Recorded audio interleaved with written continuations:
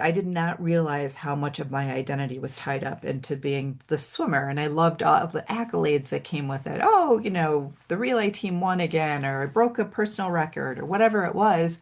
And I was no one. When I went to college, I was absolutely no one after being a big shot with a jingly letter jacket, right? And so it was a significant loss of identity. Sports taught you how to compete, how to lead, how to push past limits when no one was watching. But what happens when the season ends, when the uniform comes off and the identity shifts? Welcome to the Beyond Her Game podcast. I'm Tori Barker, former Division I softball player and founder of Beyond Her Game.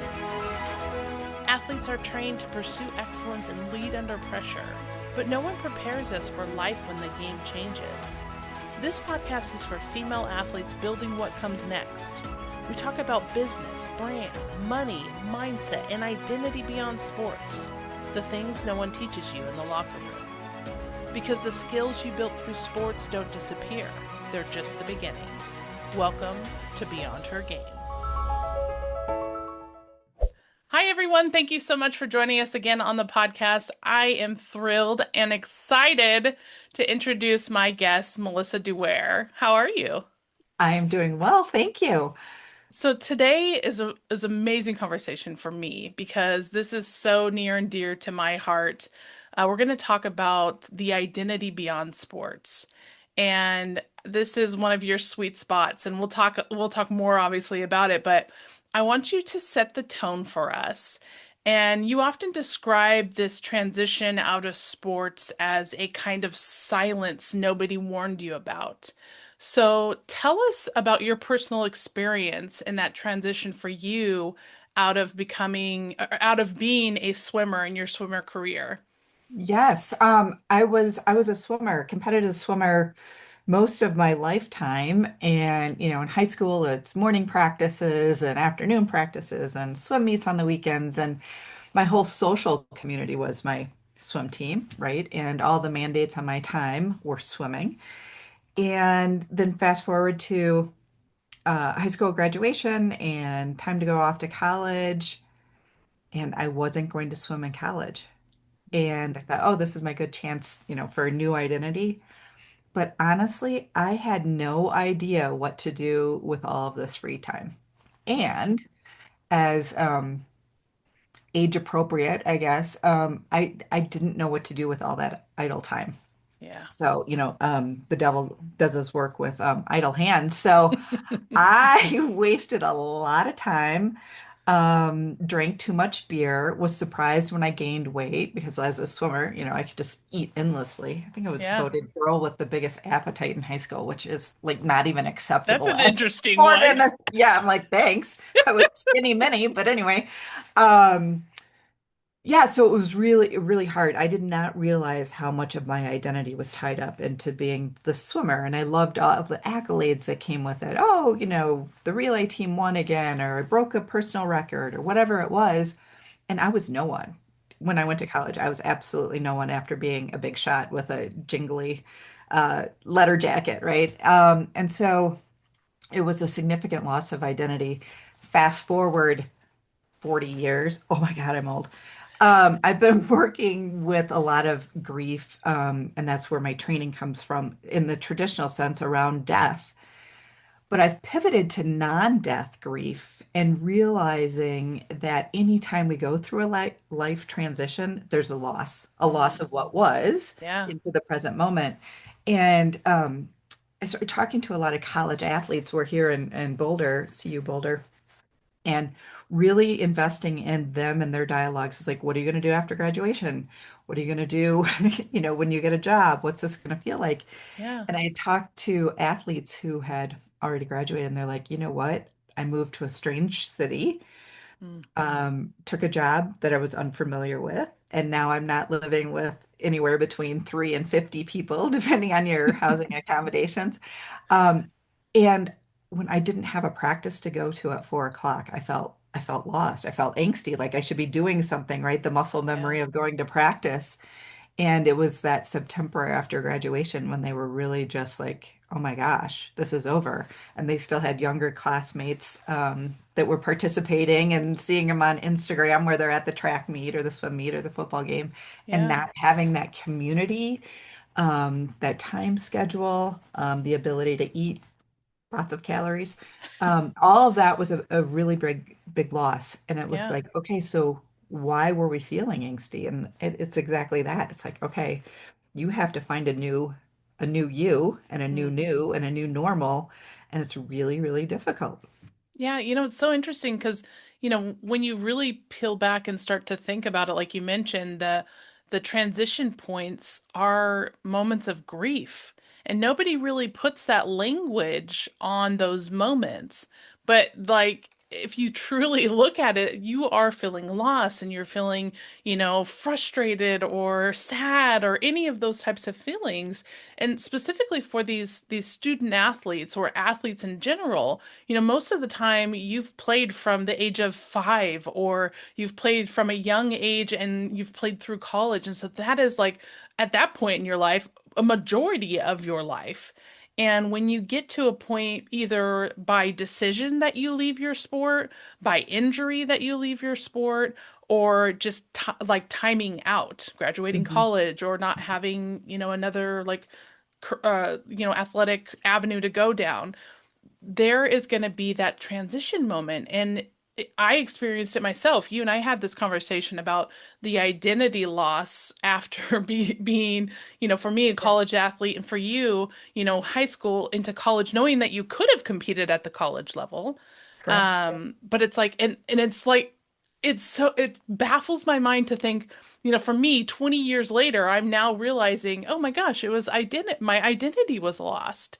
Yeah. And Yeah, like so, grieving after the fact or being yeah, able to name it. It's like, why was I exactly. like Putting a not? name to it. Yeah. That's what it's so interesting. And so, Yeah. I feel like you are dealing with this now more than ever because you've pivoted and you have the credentials, the experience, and now having these conversations.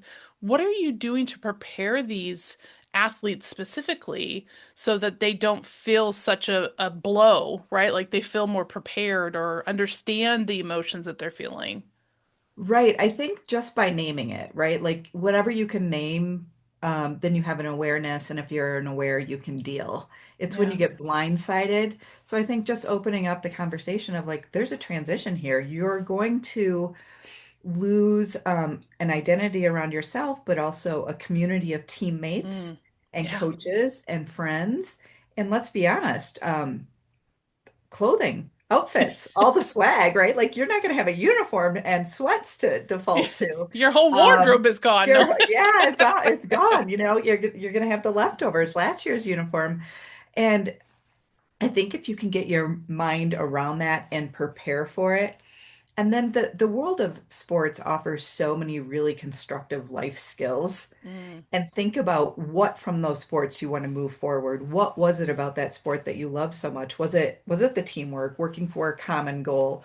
Was it just the endorphins from a workout? And what can you do in your adult life to do that? Maybe it's time to start running marathons, Yeah. or maybe you're lifting weights for something that is more centric to yourself rather than a team, right?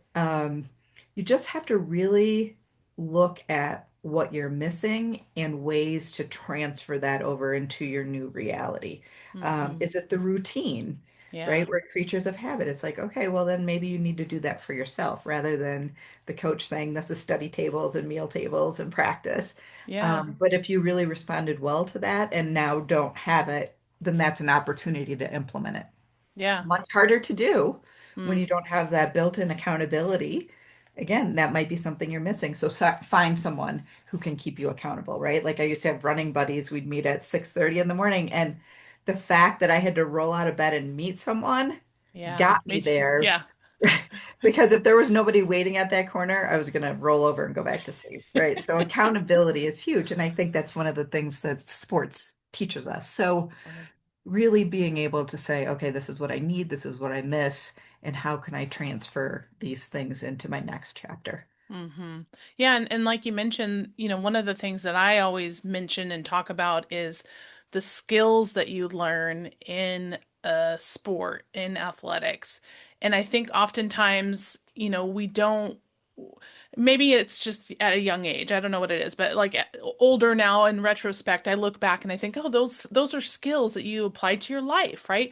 And as Mhm. a young athlete, you don't really think about leadership and commitment and determination and grit and, compassion, like those things that you get out of sports and how those apply to your adulthood because you haven't lived through it, right? Right, And right. so, what I'm really passionate about is being able to put those perspectives in place for these young athletes because it's like I want them to understand. Like I was talking to a senior softball player at a college here in California, and she's like, "Yeah, I haven't, I'm going to graduate this year.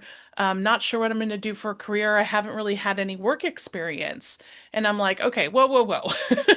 I'm like, Yeah. "You may not have had traditional work experience." But when you're building your resume, the skills that you have done and learned through sports is going to carry weight when you go for these job interviews. And you Mhm. just need someone to give you a chance. And oftentimes, employers are going to want to hire athletes because of the work ethic that they bring. They know the commitment, especially at the collegiate level.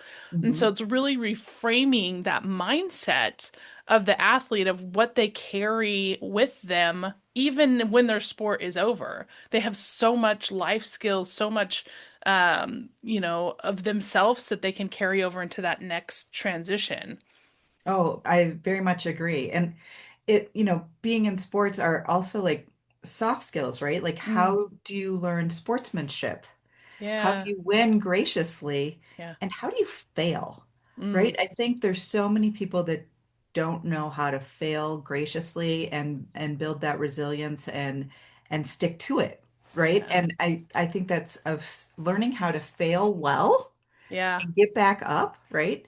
Um, Sports teaches you that, and it's such a great life skill to yeah. bring into the work environment because no one bats 1,000, right? If you bat 300, you're in the Hall of Fame. Right. So like and whether it's a sport or it's a career, just sort of that resilience and hey, I'm going to learn something new. This is a new skill set. I'm going to have to practice. And Yeah. that muscle memory, right? These are all things that you're bringing in there. And I think one of the highest compliments you can get is when someone calls you coachable, right? Yes. That means you have a great attitude, Yeah. you're able to listen, you can take correction, you can take feedback.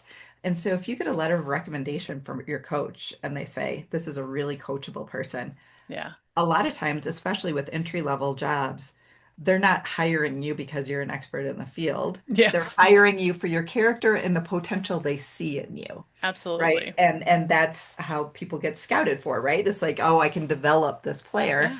And so now we're going to develop this player into a worker. Yeah. And getting that mindset, I think, is really helpful and sort of bridges the gap of the sweaty world and the blazer world. Yes. So I have to share a story with you because it's so relevant to this conversation. Last night I was coaching my son, who's 9, his little league baseball team. Mhm. And so we're at the end of the season. There's probably like 4 games left, and they're the first place team in the league. And so they're playing this team who's probably ranked like third or fourth in the league. And the team shows up. They're 9, 10, 10 years old, right? They show up to the game and they're kind of lackadaisical, not really like, excited to be there, kind of like, oh, we're the Yeah, number yeah. one seed, this Uh-huh, kind of uh-huh. mindset. And so the game goes on and they played throughout the game with that kind of energy and mindset. Well, they ended up losing 11 to 1. And these Ouch. boys, yeah, these boys were defeated, right? Yes. So defeated. And so we get to, sit down, we're having our kind of after game talk, and the other coaches are talking and, talking about, you have to come with energy and you have to come with resilience, and you guys can't show up and just think that it's going to happen. You have to work at this stuff. And so one of my comments was, this moment doesn't define you. Yes. and you can take this moment and change what happens next. And so it's like I'm talking to these 9 and 10-year-olds, and I'm just hoping that they hear that, right? Like I hope Yes. that they Yeah. hear that because they're not always going to have coaches like me or the ones who are out there. Yeah. And like the coaches said, we're not upset that you lost, but we're not surprised because we saw how you showed up. And Yeah. so, Right. Yeah. we're going to show up for the next game in a different mindset and we'll see what the difference is. So it's like, Yeah. Yeah. Hopefully the power of that, right? And you get what you give. Like you show up with arrogance, that other team's hungry. They're hungry to beat absolutely. you. And how good is it going to feel to take down the number one team? Yeah, So they yeah, and I showed up, heard them. right? I Yeah. heard the coach talking to that team before. The boys didn't hear it, but I did. Yeah. So I was walking past the dugout and he said, we're playing the number one team, but we show up like we're the number one team, right? And it's like Ah, it yeah. just gives me goosebumps thinking about like Yes. it's all about how you show up. And Yeah. so, if we take that mindset and think about, exiting a career or exiting your athletic career, it's all about how you show up in that next version of yourself, right? Yes. Yes. So it's just, I think it's so important what you're doing, putting language around this grief in this moment. But if you think about it, grief is not meant to be a state that you stay in, right? No, it's a moment of acknowledgement and lament and a passing, right? It's Yeah, acknowledgement of an ending and preparing yourself for a beginning. yeah, And I think if you're intentional about it, it's more constructive. yes, I wasn't aware of the ending, right? mm, There wasn't the closure yeah, and an intentional decision of what am I going to do with all this free time. And yep. again, like I said, I did the devil's work. There was a lot of beer and boys around. So it wasn't constructive, right? I wasn't taking charge of creating my next identity in a Hmm. really constructive, intentional way. And Yeah. this was the late 80s. Oh my God, I'm still old.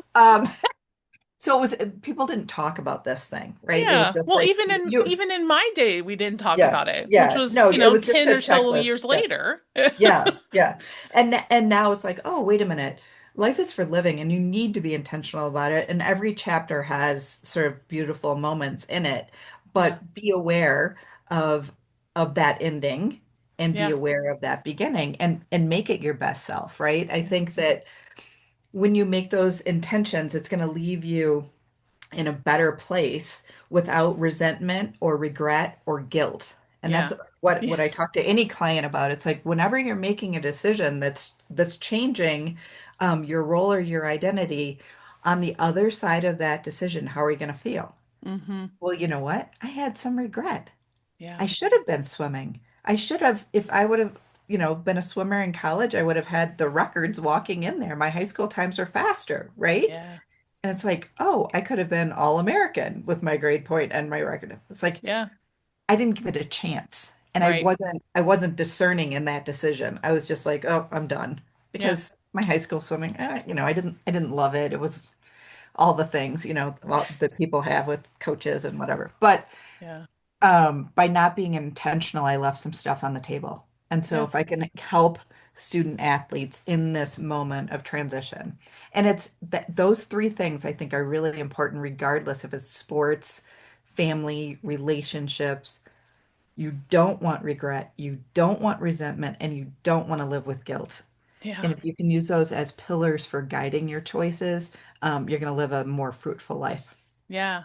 One thing I want to touch on that I think is important for this conversation is the role that a coach can play in this for Mm, you as well. Because mhm. we've talked about the student athlete, we talked about the athlete specifically, an individual, but I Yeah, think there's also a role that coaches need to and should play in this situation transition. Because like in my experience, like my personal experience, when I walked into my coach's office and told her that I didn't want to play the next season, I really wish she would have pushed back a little bit. I wish yeah, she would have asked a few questions. I wish she yes, would have challenged me a bit. And so, again, at that time, maybe that wasn't, what people thought of, or it just was Yeah. how things were. But I think that the role the coach plays is really important, especially if they see a player who has talent and who is coachable, who is, Yes. an asset to a team. So I'd love for you to talk about, maybe some things that coaches can do, or like conversations coaches should have. Like, what's your perspective on their role? Yeah, I think anytime you're in a leadership role, right, as a coach, as a parent, as a teacher, as a manager, if you can ask questions that get to the heart of why people are saying what they're saying, um, it's going to be very helpful guidance, right? Mm, None of us have the answer for the other person, but if you can say, "Oh, Tori, you're tell me more about how you made this decision. yeah, What's weighing on you? Why does this feel like the right time? Is there anything else going on in your life?" And you can find out a lot of things. It's like, oh, yeah, well, my grandmother died and I can't get out of bed because I'm so depressed. yeah, You wouldn't know that without yeah, asking the question, right? But there's a lot of things young people are going through, developmentally, psychologically, emotionally, with relationships, body awareness, and all of the things, right? And yeah, so I think especially coaches of high school and college athletes, like really tender, vulnerable ages, should be asking questions about why you're exiting and is yeah, this the right time and can we come up with a compromise, or how about we just keep working out together and maybe you don't have to be in the next few games or sport or whatever it yeah, is, yeah. but listening for that, with that ear for what's the motivation behind this decision. Again, Hmm. it comes to intentionality. Are they doing this because they just want to, you know, ride around in sports cars and smoke pot? Like that's your new identity? Beers and Maybe boys. beers and boys. I mean, but like get to the heart of what this is. And maybe it is because all of your friends are in a different sport or in a different dorm or get to go on spring break Yeah, and you yeah, don't because you have a practice schedule. yeah, And those aren't your best friends, but that stuff matters to yeah, a young person. yeah, When you get old and crusty, I'm like up here in the hills and don't talk to anybody. Well, I'm thrilled to talk to you today, but it's a different thing, right? Those yeah, social groups and the parameters and the restrictions that are sometimes placed on you because of the sport yeah, really inhibit some of your bigger personal growth. And then you like, I'm out because I yeah, want to be hanging out with these people and doing these things. yeah. So coaches, if they can just listen with a little bit of heart and empathy and ask the right questions, Mm, why? Why are you feeling this now?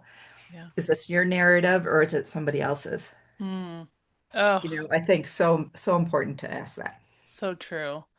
So, one final question for you. So, for an athlete who may be listening, feeling this sort of lost or stuck or this in a moment of transition, what do you want them to understand about rebuilding their new identity beyond sports? Um, sports, competitive sports don't last forever. What are the things that you want to take from your sport with you, for the rest of your life? Because it has developed a lot of character. So be intentional about what sports have given you, um, and think about ways to move that forward. You can leave the sport, but the sport will never leave you. And so just hold on to that identity and those elements that made you who you were, with the work ethic and the camaraderie and the spirit, right? And keep moving forward. There's going to be a lot more chapters of transition throughout your life. So start off doing this well. This is one of the earlier life transitions. End well, be intentional so you can begin well. Oh, Melissa, I love it. I feel like I we could talk about this all day. So we're Yes. gonna stop recording. We're just gonna keep talking. Okay, perfect. But I truly appreciate having you as a guest and sharing all of this insight and knowledge. And if people want to get in touch with you or want to learn more about what you do, how can they get in touch? You can go to my website, which is wholepersonconversations with an S.com. I'm on LinkedIn, which just use my name, Melissa Douaire. I'm always open to conversations and speaking with individuals or groups. We just need to take care of each other and find safe, psychologically safe places to make these changes and be intentional about them. Yeah. And thank you so much for having me. I Oh, really thank you. appreciate it. Yeah, thank you for being a guest. Thank you for being here.